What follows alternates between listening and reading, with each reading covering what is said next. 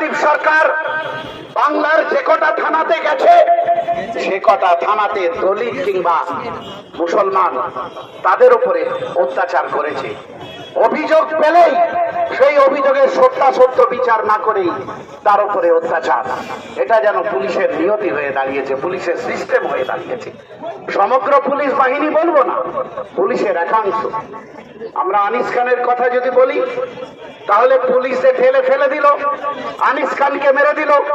মুখ্যমন্ত্রী বলেছিলেন যে 15 দিনের মধ্যে আমি বিচার করব, কিন্তু সেই বিচারের বাণী নীরবে নিভৃতে কাঁদে। আজকে সেই কান্না প্রসেন মন্ডলকে, নিউ টাউনে আমাদের এক ছোট ভাই প্রসেন মন্ডল, তাকে চোর বলে, চোর সন্দেহে তাকে পিটিয়ে পিটিয়ে মানুষ মেরে ফেলল। আমরা দেখলাম ইরশাদ আলম বলে একটি ছেলে 17 বছর একটা মোবাইলের দোকানে কাজ করছে। একটা দোকানে 17 বছর কেউ কাজ করতে পারবে না যদি সে সৎ না হয়। সে নাকি মোবাইল চুরি করেছে, এই অভিযোগে হইচই করলো, ভালো কথা। তারপরে লোকজন জড়ো করে একটা পরিস্থিতি তৈরি করলো। এসসি এসটি হোস্টেল ছিল পাশে, সেই এসসি এসটি হোস্টেলের ছেলেরা তারা কয়েকজন বেরিয়ে এলো এবং তারা ইরশাদ আলমকে এমন পেটা পিটল, ইরশাদ আলম শেষ পর্যন্ত মারা গেল। এর কোনোটার বিচার নেই। আমরা অদ্ভুতভাবে দেখলাম। বিচার ব্যবস্থার প্রতি আমাদের আস্থা আছে, বিচার ব্যবস্থার প্রতি আস্থা আছে। বিচারপতি অর্ডার দিলেন, বিচারপতিদের সম্মান জানিয়ে বলছি, উনি অর্ডার দিলেন আমার ভাই, আমার সন্তান আবু সিদ্দিকের লাশকে কবর থেকে তুলে, দ্বিতীয়বার কবর থেকে তুলে তাকে পোস্টমর্টেম আবার করা হলো। সেই পোস্টমর্টেমের পরে যে হিয়ারিং হওয়ার কথা সেই হিয়ারিং হলো না। আমরা জানতে চাইছি যে মানুষ যদি আদালতের উপরে আমরা আস্থা রাখি, কিন্তু আদালত যদি সঠিক সময়ে বিচার না দেয় তাহলে মানুষ কার কাছে যাবে? এই প্রশ্ন আমার রয়েছে মাননীয় বিচারপতি মহোদয়দের কাছে।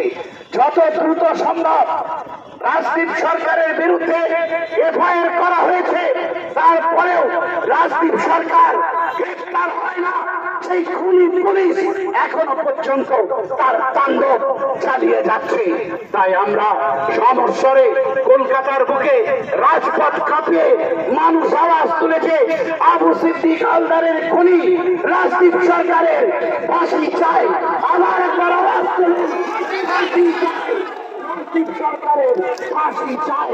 নওশাদ সিদ্দিকী ভাইজানের নেতৃত্বে এই গণপিটুনির বিরুদ্ধে প্রসেন মন্ডল সহ, ইরশাদ আলম সহ পুলিশের অত্যাচারে নিহত আনিস খান এবং রাজদীপ সরকার, আনিস খান এবং আবু সিদ্দিকের যে ন্যায় বিচার, সেই ন্যায় বিচার চাওয়ার দাবিতে আজকে দেখলেন মানুষ কিভাবে রাস্তায় নেমেছে।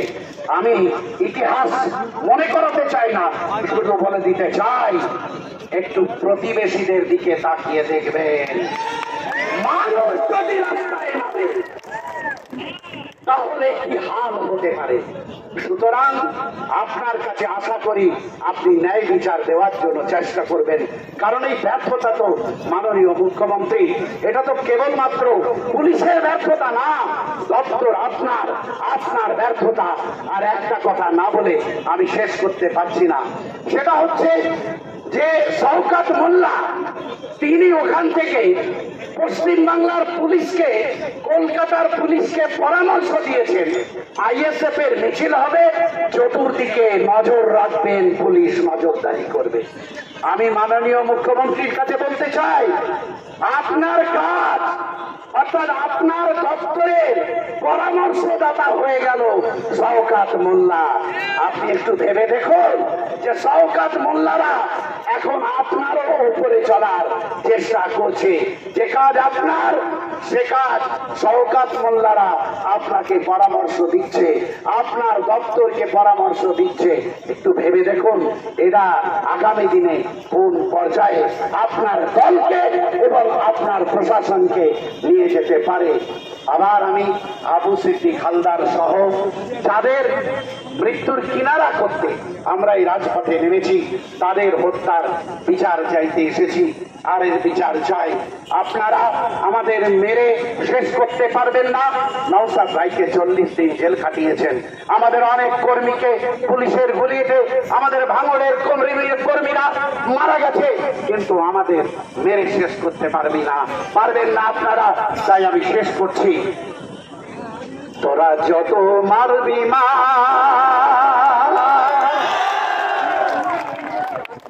তবু পাবি না